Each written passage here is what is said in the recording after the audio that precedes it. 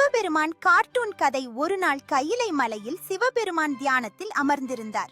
அப்போது ஒரு சிறுவன் வந்து, ஓம் நம சிவாயா என நான் தினமும் சொல்கிறேன், ஆனால் என் வாழ்க்கையில் வெற்றி எதுவும் வரவில்லை, நான் என்ன தவறு செய்கிறேன் என்று கேட்டான். சிவபெருமான் சிரித்து அவனிடம் ஒரு வெறுமையான பானையை காட்டி, இது போலதான் உன் மனமும் இருக்கிறது.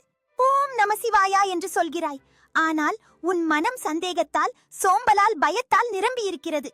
முதலில் அதை காலி செய், அப்போதுதான் நான் உன்னுள் நிரம்புவேன் என்றார். சிறுவன் அதை கேட்டவுடன் தன் பயங்களை, சோம்பலை விட்டுவிட்டு உற்சாகமாக தினமும் முயற்சி செய்ய ஆரம்பித்தான். சில நாட்களில் அவன் உழைப்பும் மனவலிமையும் அவனை வெற்றியாளனாக மாற்றியது. கதை சொல்லும் அர்த்தம்: சிவபெருமான் நமக்கு சொல்லுவது மந்திரம் சொல்வது மட்டும் போதாது, நம்முடைய மனதை சுத்தமாக்கி பயமும் சோம்பலையும் விடுவோம்.